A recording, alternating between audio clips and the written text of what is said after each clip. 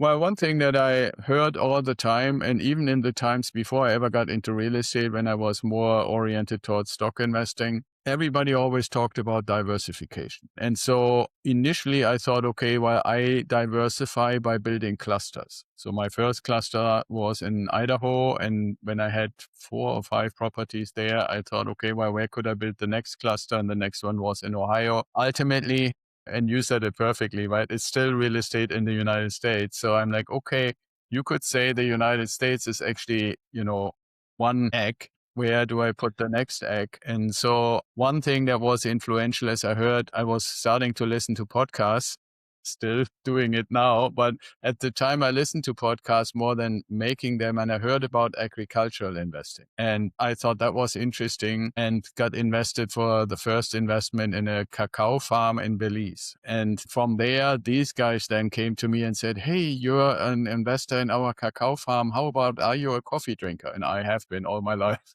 So why are you asking? Because I think the last cacao I had is probably like 50 years ago. So I said, yeah, coffee, absolutely. Why do you ask? And they said, yeah, we are buying a coffee farm in Panama. Would you be interested in investing in that? So we got a little bit piece of a coffee farm in Panama. And then somebody there contacted me and said, well, we're building eco-friendly tiny homes in the mountains of Panama. And so we did that. And then my mom told me, one of those stories that started with, I wish I had.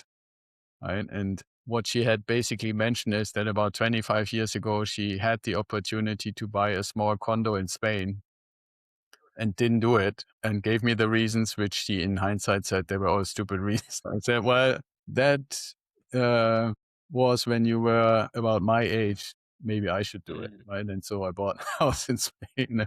So this is kind of like, in a way, how this happened. But it's also, I mean, what there are, if you, for the audience, if you're asking yourself, why is he doing this? The one thing is the financials and the spreadsheet stuff. But the other thing is honestly also for me to say, okay, how do I prepare for what if scenarios, right? Like one thing that I always have to consider is I'm still an immigrant, right? In a way, I'm not a US citizen. I'm a basically permanent resident or permanent alien, as they call it, which is kind of telling, which for me also means, okay, if they don't like the aliens anymore, they can kick them out, right? And that doesn't necessarily mean that I would lose ownership of my assets, but I might not be allowed to be there anymore. I don't know if that would ever happen, but at least as a possibility, then yes, I have a European passport, but they're doing some crazy stuff too, all the way to starting wars when I thought in my lifetime that wouldn't happen again, but it has, right? So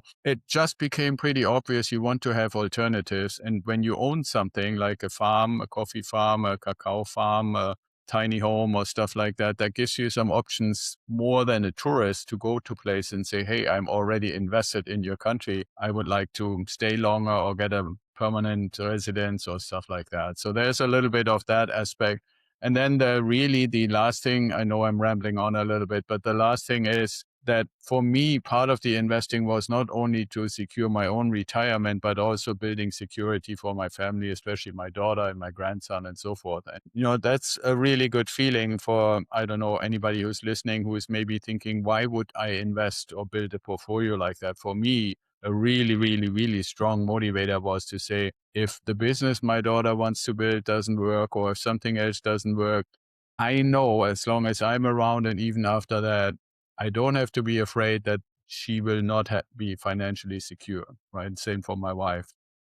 Yeah, so that was always a strong motivator, and it still is, and that's why I'm still building, because purely on the spreadsheet, I wouldn't really need to build anymore, but I keep my eyes open, like I said at the beginning when you asked the first question, and discovered this preferred stock thing, which I find kind of Hmm. fascinating if you want to do something slightly different. Hmm.